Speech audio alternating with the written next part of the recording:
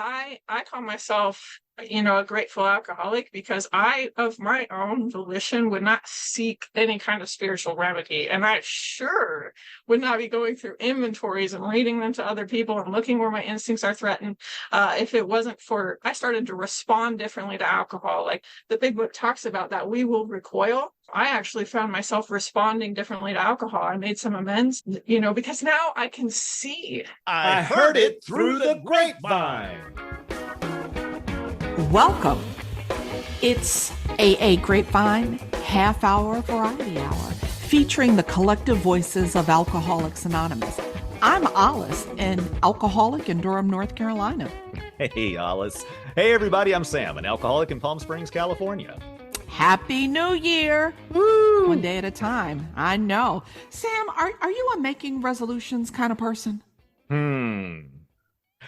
At this point, I would say no, because, every single resolution I've ever made has not ended with a check mark.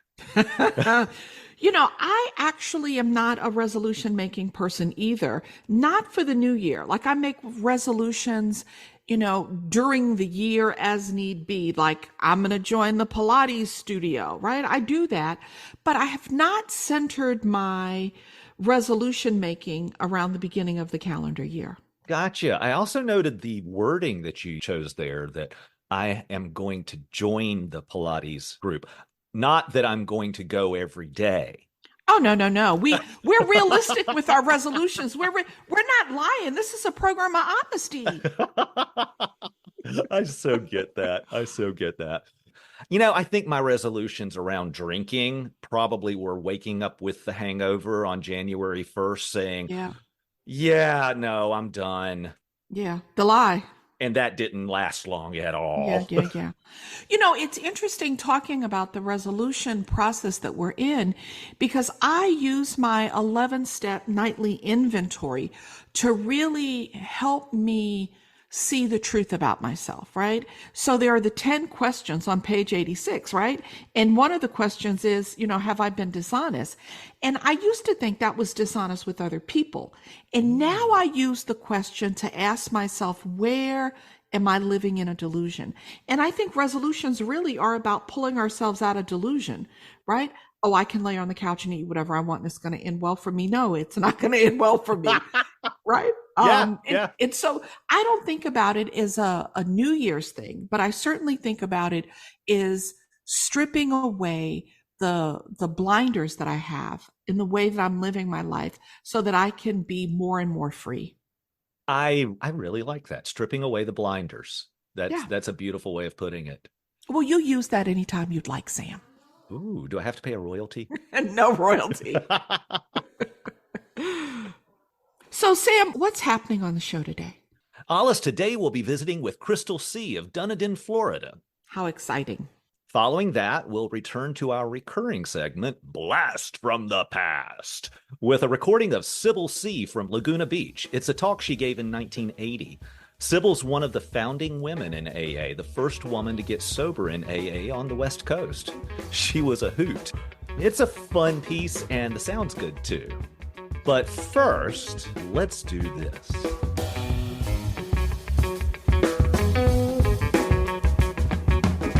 Hey, Sam, how can I support the Grapevine podcast? Since the Grapevine is self-supporting, we don't sell ad space in our magazines, on our website, or even in the podcast. Grapevine doesn't even accept contributions from AA members. Wait, what? If you want to support this podcast, visit aagrapevine.org and click on Store, or subscribe in the new Grapevine app.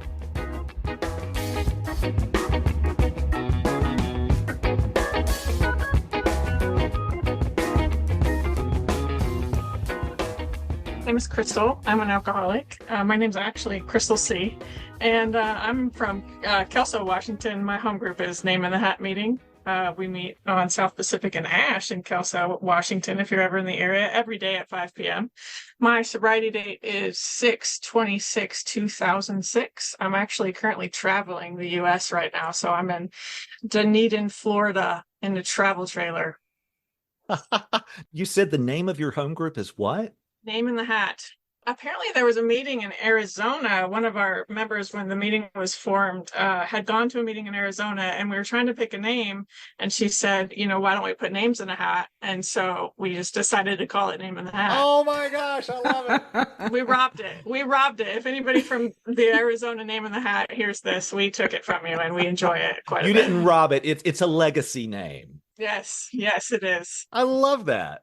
Crystal, what was going on in your life that got you to a point where you considered, even thought about going to an Alcoholics Anonymous meeting? Well, I was actually introduced to Alcoholics Anonymous by my mom when I was a kid. She ended up having to go to some meetings, and I was the kind of kid that you didn't leave at home. I, at that time, had already had some pretty significant resentments against my parents, and I just remember being in those early meetings thinking, I don't understand why y'all don't just suck it up and do better for your family. I was around 9 to 11-ish by then, but by the time I was around 12 or so, I started drinking, and because I had the kind of parents that I had, I ended up an inpatient. Like every time I turned around, I got in trouble very quickly. I ended up going to AA meetings of my own around 14 years old in treatment centers. The good thing about being in the fellowship for so long is it was very inviting. I haven't had a lot of experiences in Alcoholics Anonymous when I was an arounder that really drove me out of AA.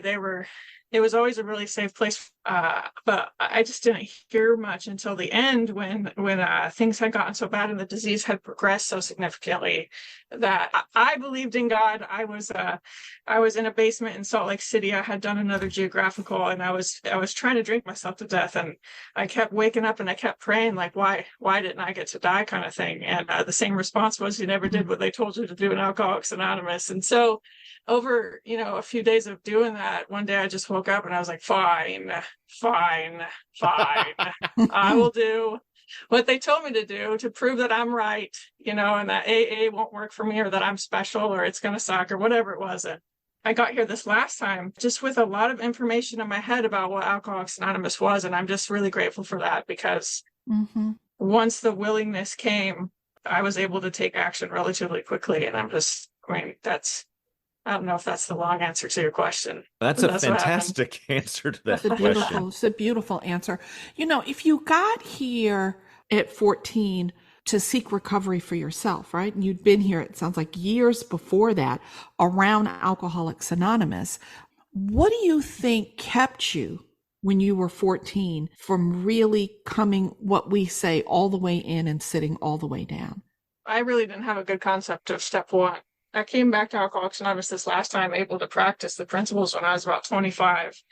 I really thought I was an alcoholic. I thought I understand the action of the allergy on my body. I believe that once I put alcohol in my body, I have little to no control over how much I drink. And that was obvious from the very beginning for me. But I didn't know that I couldn't not drink. I didn't know that. I thought what we were doing in AA was sitting around like white knuckling it and kumbaya, telling each other we're worth it, and processing our feelings. Because I got very mixed up with treatment and AA. I was in treatment multiple times before I got to Alcoholics Anonymous this last time. I just thought that we were trying harder and doing better. And I didn't know that no matter how long I'm sober, that I have this mental blank spot that the black print talked about. And I used to regurgitate the black print to like treatment centers and judges and anybody who would listen, but it wasn't until the last couple of years of my drinking when, it had progressed pretty significantly. I was very sick. I had gotten a DUI and I started going to jail. And I'm not a fan of jail. Like, there's a lot of people that can go to jail well, and I'm not one of them. And so I started to try to not drink. I really try to not drink. And that's when I found out that I could not drink. That part about powerlessness, the first drink thing, took me a long, long time to get. What I'm hearing, you had a lot of book knowledge about AA. I'm not going to say that knowledge doesn't do anything for us. Knowledge is a good thing for me to have, but knowledge alone doesn't do this. It requires some action. What was that action? What did you do differently? Well, from the time that I woke up that day, and I actually went upstairs and I told my stepdad, who, was one of the last people who were going to help me anymore. And I said, I have to go back to Kelso. He was like, why can't you not drink? Why can't you just have a couple? For the first time in my whole life, I told the truth. And I said, I don't know. I don't know. But I know some people in Alcoholics Anonymous who claim to know, and I'm going to go do what they tell me to do. For my experience with Alcoholics Anonymous is that you don't have to think it's the right thing to do. You don't have to want to. You don't have to love it. I just started telling the truth. I got back and I said, look, I can't not drink. And there was like a lot of head nodding. And they're like, yeah, now you know what we're doing here. And I said, just tell me what to do and I'll do it. So what I did is I had gone to this Name in the Hat just started. So it's like a month older than me in my sobriety. And we celebrate Name in the Hat's birthday and then my birthday the next month, cool. which is fun. I was the first person to get sober there. So anyway, I got there and there were some older guys there. And this one guy who actually had drank with my other stepdad, who was passed away by this time. He came up to me and said, hey, I know your parents or whatever. And I just had this moment of clarity, like, that stepdad had passed away. My mom is still experiencing some challenges and this guy's not. So I'm just going to do whatever he tells me to do. And he said to go to the noon meeting. He said, get a lady sponsor and do what she says. And so I don't recommend it necessarily, but I went to the noon meeting and there was a lady there and I asked her to be my sponsor. I had never met her before. Again, I had nothing to lose. I was here to do what they told me to do. That lady met with me and I met with her. She sat with me a couple of times a week and we read through the 12 and 12 in the big book. And she had me read 2 paragraphs and she read 2 paragraphs. And I felt like a second grader. I was like, this is silly. Mind you, I'm virtually unemployable. I'm frequently going to jail. I'm almost homeless, on the verge of moving into the homeless shelter. And I'm like, it's so beneath me to read 2 paragraphs at a time with this lady. But I did. And that action, I think, of humility really took me a long way because, through the course of events, I ended up getting a different sponsor and I realized we hadn't done any of the inventories or whatever it was, but I got to stay sober for a long time, just on willingness, and I had a lot of things change in my life and a lot of ways that my God showed up and just really carried me along to do those inventories when it came time, The book Alcoholics Anonymous helps me see this really important distinction, I think, as a new person I can't see. It's the difference between learning and seeking. Because learning is about the information in my head, what page something is on. Like I can be learned, but it doesn't mean that I'm seeking the power that I need to be delivered. I'm not sure about the seeking part, but I do often tell people that I didn't really understand what we were doing or what this inventories were about, or even really why I was making amends or anything until after. I didn't even see a lot of that stuff in the black print until after I did it. There are tools that, like you mentioned, I can read about, like I can learn, I can read a book about how to fly a plane. But until I fly a plane, I don't know how to fly a plane. I can write a thesis on how to fly a plane. But if I don't fly planes, then I don't know how to fly planes. And so for me, it was like writing that inventory out in the 3 columns and then talking about my mistakes in the 4th column. That just was, for my brain, the 12 and 12 always made more sense in the beginning because it seemed to extrapolate and expound on stuff. But the simplicity of those columns and me not understanding why we write them in this way because it seems so ridiculous, when I did that, the simple action actually opened up the understanding. So when I did it, I wrote my resentments, I wrote, the cause, and that part, the column about the instincts that it affects, I had to guess. And I mean, I consider myself relatively bright, even though externally it didn't seem as so that I was. But I thought I was brilliant. And so the fact that I could not understand what we're talking about with these instincts, and I had to guess, that was very challenging for me. But I did. And I had this very sweet lady sponsor who, she calls herself Susie Homemaker Drunk.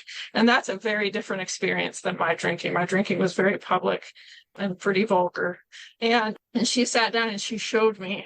I read that inventory and I guessed at the instinct thing.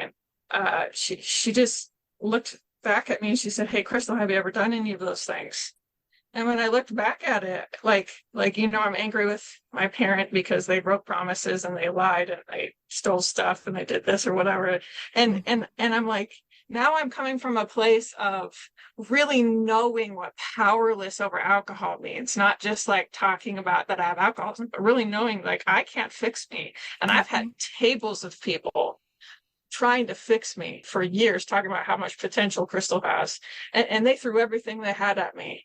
When I got to Alcoholics Anonymous the last time, and I could see that my parents actually experienced the same powerlessness that I do, it changed everything for me, like it does for a lot of alcoholics. But that instincts part, that has really been the biggest key to my recovery of like, where am I threatened? And it's also given me a lot of freedom, because it's good that I want to have friends or to have a stable job or to have shelter. Like, these are God-given good things. It's not a bad thing for me to want that for myself. It's just that I overreach my bounds, man, by like way far. And I come up with these brilliant ideas of how to fulfill these instincts on my own. And then people step on my toes. And like, it just really, the practice of it, it seems to me that my God requires for me to participate in a community with you. Like, I would love, back in the day especially, to be able to just sit on my couch and write these inventories and read them out loud to God and have it work. But it required me to say it to the lady, and then I could see.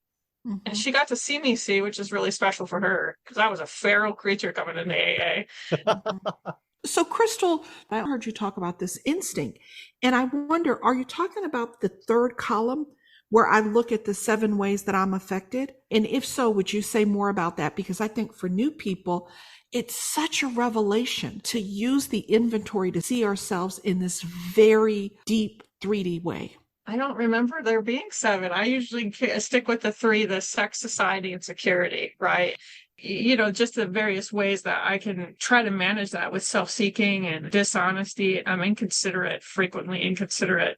The best I can explain it is my husband, which, by the way, is an AA member. He's not here to defend himself, but we've moved into a trailer, a 30-foot travel trailer, and he's worked most of our marriage, and so he's not working right now. And so we have these rhythms that are just very altered, right? So now I'm like putting my husband on my resentment inventory frequently.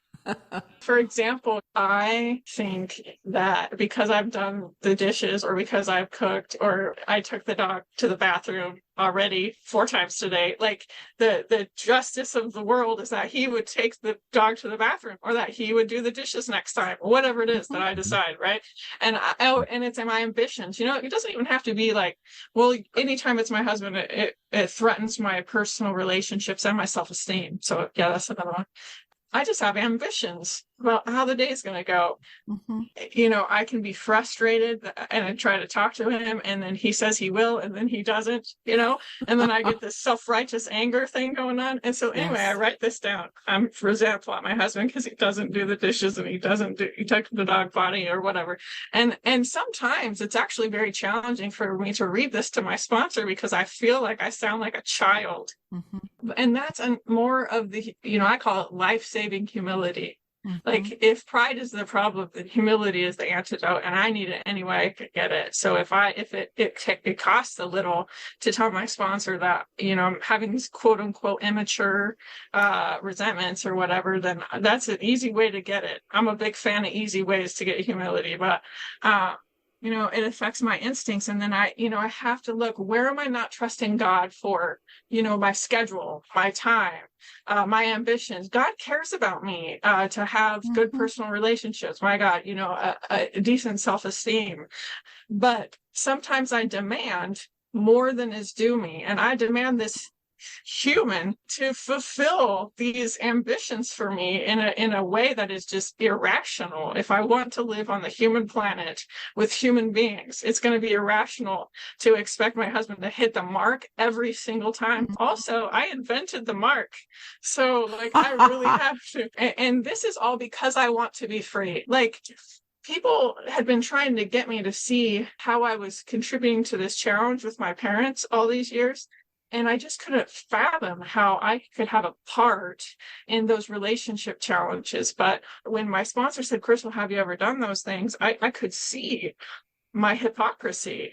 Yeah. Like, I'm having these expectations for my mom to be and do things that I couldn't even be and do. And when I made amends to my mom, I meant it. Like, I've made amends to my mom because, again, I've been out in Alcoholics Anonymous for a while, and I had thrown a rock through her window once, and I apologized for that and all this stuff, But when I told her that I always held you to this really unreasonable standard, and whenever you failed, I rubbed it in your face every day for the rest of, like, that must be exhausting, And my mom bawled like a baby, and I bawled too because I meant it. So all that to say, I was working at a restaurant, which was rare for me to be working for that long.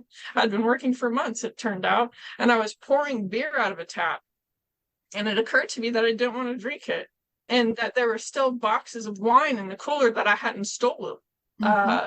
Because I hadn't been obsessing about them being there, and like, I was sold hook, line, and sinker on Alcoholics Anonymous ever since. I couldn't believe it because I have been trying to produce that effect in me for years and years. I love you saying that you had been trying to produce that effect in you for years and years. And for me, I had to let that effect be produced in me. And that was by doing this someone else's way. I can't choose when that happens. It's that fabulous moment, like you're talking about, the beer into the pitcher. Oh my gosh, this isn't an issue anymore. We look at the harm that we've done. We look at the way that we've participated, because if I start divvying up parts, I promise you, I've got a slither and the rest of the pie is yours, right? Every drunk or sober, I'm going to do that, right?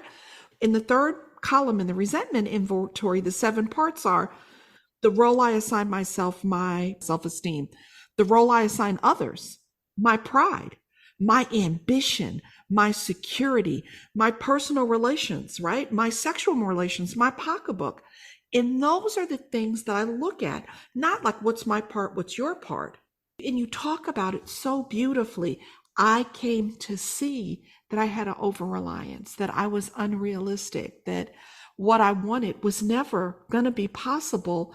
And to blame other people, it keeps me in the bondage of self. Yeah. Crystal, is there anything that you didn't get to say that you'd like to? My drinking was super public, so early on people started to ask me to work with them. It's just been the greatest joy of my life. The way that my God has used all that, vulgarity that I mentioned earlier to be like a key into the lives of other women, and to get to be a light that you don't, you get to have a life beyond that deep, dark place has just been one of the greatest joys. So thank you. Thank you. Beautiful. Crystal, thank you so much for joining us.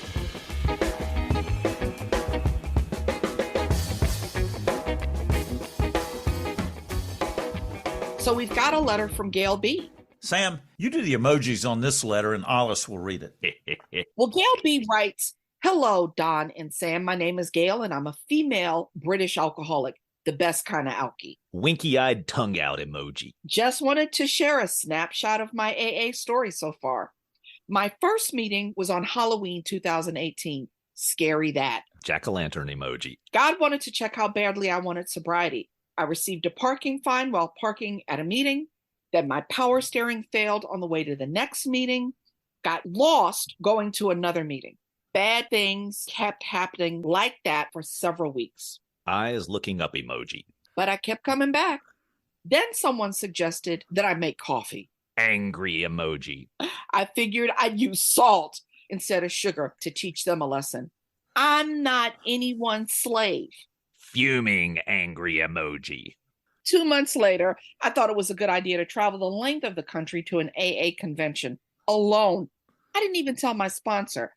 I was so relieved to get there sober and enjoy the event that I drank on the way back across the country. Big time drunk emoji. 3 years later, I returned to AA as a Zoom baby. Baby bottle emoji. I'm happier on Zoom, and so are the roads and the coffee pots. I'm now 2 years sober. I'm enjoying your jokes, information, and accents. Thankful hands emoji and white heart. Very good. Thanks, Gail. That's hilarious. Hey, who are you saying has an accent? I'm just like, I figured I'd use salt instead of sugar. Oh is it? my.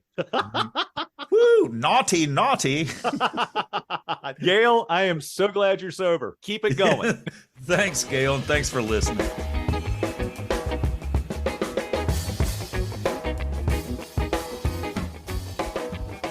Blast from the past.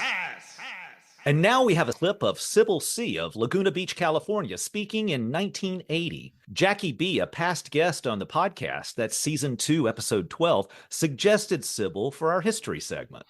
No, Jackie B is my friend.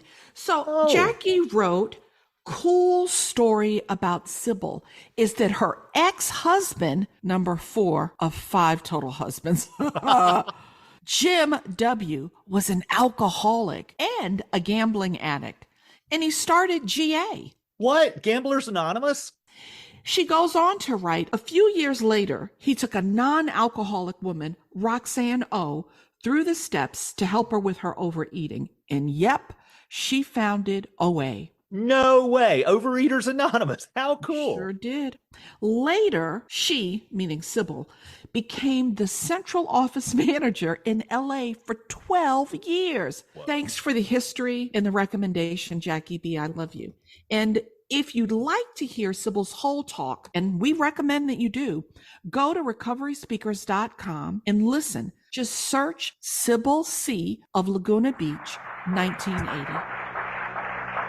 You're not applauding me because you're applauding Alcoholics Anonymous. And I was going to add that when I came in, I had to think it over very carefully and agree in my head to do it on an all-time basis with no mental reservations whatsoever, because that's the way they opened the meeting then in Los Angeles. This is a regular meeting of Alcoholics Anonymous in California. We're a band of men and women who band together for the purpose of staying sober on an all-time basis with no mental reservations whatsoever. And I sat there shivering and shaking, and I said, what an order. I can't go through with that. And I meant it. I really meant it. But I was the first woman on the East Coast. Marty Mann was the first lady on the West Coast, and Marty Mann was the first lady on the East Coast. She'd been sober 9 months when I came in, or thereabouts.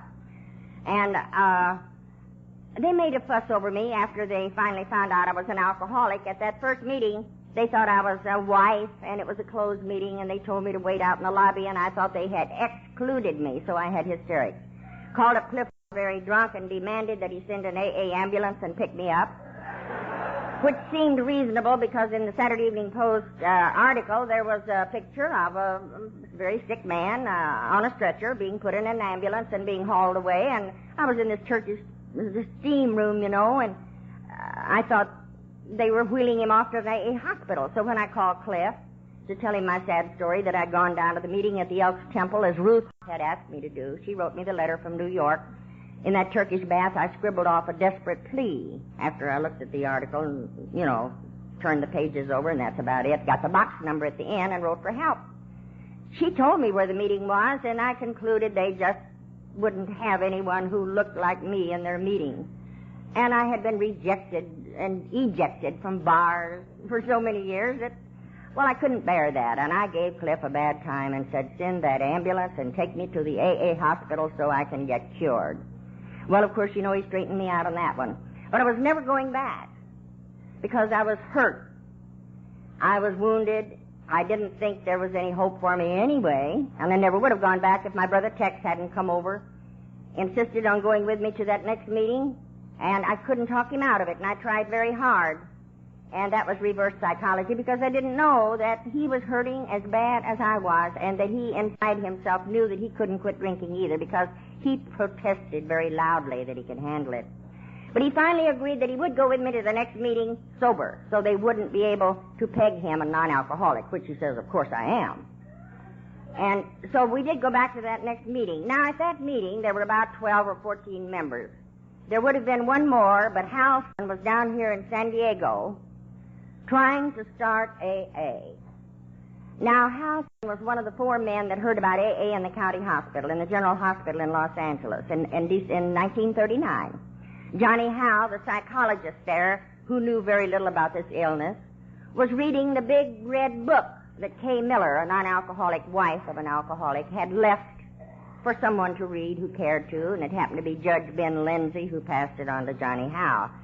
So Hal Stillman and Barney, Clarence Mc, a bartender, all three of those stayed sober from day one.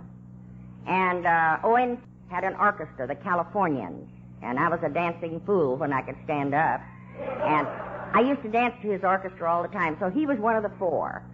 He didn't stay. But Hal came down here and had a hard time. Imagine one man going around trying to start a group. And there was nothing in the big book that told us how to start a group. There was nothing to guide those people downtown on how to start a group. And I expect that's why we made all the mistakes we did. And when I went back, Frank, who was leading the meeting, and incidentally, I'll point out here and now that Franklin Mort, they were our leaders and speakers for 2 years. And I loved them deeply, very, very much. But at this meeting, at the end of the meeting now, all of this mail had come in from the Saturday Evening Post, and Frank handed it out according to area. If you lived in San Diego, you got it. If you lived in San Bernardino, you got a lot of 12-step calls. If you lived in Riverside, you got some, San Joaquin, and wherever, Santa Barbara. But he got down to the last bundle of letters, and he said, I've saved these for Sybil, because she's an alcoholic, the first lady that we've had here, and we've never had any luck with women alcoholics before, so now I'm going to put Sybil in charge of all the women that come in. And my God, I sat there with my arms folded and shaking, and I thought I was down here last week, and I got thrown out, and now I'm in charge. So he gave me all those letters, and I went home with them, and my brother Tex came over, and we went to see all those drunks and took as many as we could to the next meeting, and everybody else did the same. So you can imagine that we moved from the Elks Temple right away to our permanent meeting place at 2200 West 7th and had about this many with short period of time with microphone and everything. And I'm skulking around in the back and hiding because I can't participate. I had a nervous tic. I was scared witless. I could not participate. So now think about tradition 1, unity, and our personal recovery depends upon it. Everything that we did then made these traditions today. Now, I'm not saying that California alone was responsible for this, but we know the same pattern followed in Akron and Cleveland and then in Houston when it started, the mistakes that we made. In the first place, I was in charge of the women until they almost threw me out. There were a lot of women came in that first 2 or 3 months.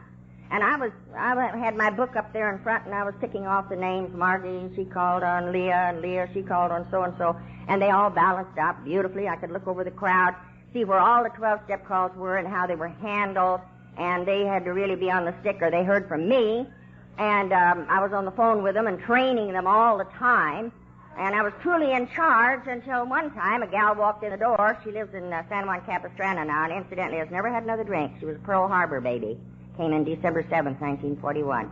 Okay, she walked in the door. She had 6 women with her, and they hadn't been cleared through me.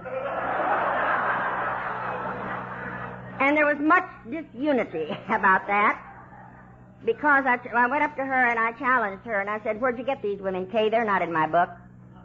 She says, you bet they're not, Sybil. They live in Culver City where I do, and it's quite natural for me to call on women in Culver City that need help. If they want to get sober, I'm going to bring them down here from now on, and I'm never going to report to you again. And I tell you, I got tears in my eyes, and I just was shaking like a leaf, and I lost my little job. I knew that. And I went out to Huntington Park to talk it over with my brother, who had stayed sober and had started a group, the Hole in the Ground. And you know what happened. I went out there to tell him my problems. He said, resign, honey, before they throw you out, and I did. Because I was governing. Our leaders are but trusted servants. They do not govern, but I was governing. But, oh, that hurt. However, we did used to pass out medication to our 12-step workers. Pete would sit there at the table, and Frank would boom out and say, now, those of you who got your 12-step calls tonight, be sure and see Pete before you leave, because we want to get those drunks down here by next Friday. And so bring them down any way you can. If you have to give them a pill, Pete will fix you up. So Tex and I were a little puzzled, but we went up to the table and we got our little jug of Peraldehyde and we got 2 Nimbutal, and we were on our way. And that would create quite a lot of disunity today.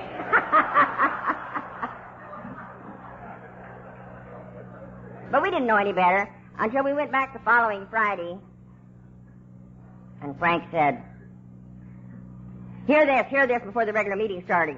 One of our members gave a guy a pill. He had a bum ticker, and his heart stopped. We called an ambulance. We put him over here in the hospital. He's going to be all right, but we could have killed him. We could have murdered this man.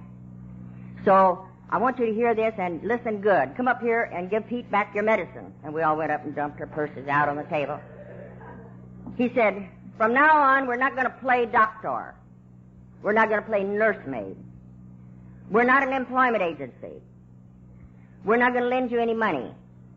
We're not here to give advice to the lovelorn. From now on, we're going to do a very simple thing. We're going to simply carry the message of Alcoholics Anonymous to those who have a drinking problem and want to get well, period. And now we'll start the meeting. And that's the way it was. And there was no more medicine dispensed. Thank God.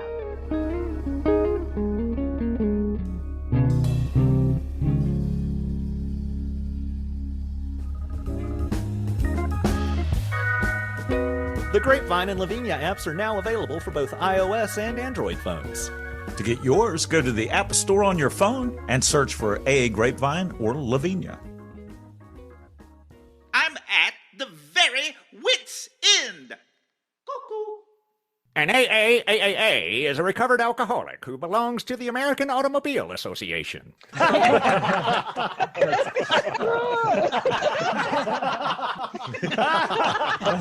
It's really Thanks for joining us. The AA Grapevine Half Hour Variety Hour is posted every Monday and is produced by AA Grapevine, Inc. We don't speak for AA as a whole. We share the experience, strength, and hope of members to help others recover from alcoholism. Podcast info, including how to call in, is at aagrapevine.org/podcast. Search AA Grapevine in the App Store on your phone or find AA Grapevine on Instagram and YouTube. All things Grapevine are available at aagrapevine.org. If you want to know more about AA, search online for Alcoholics Anonymous in your city or visit aa.org. That was freaking amazing.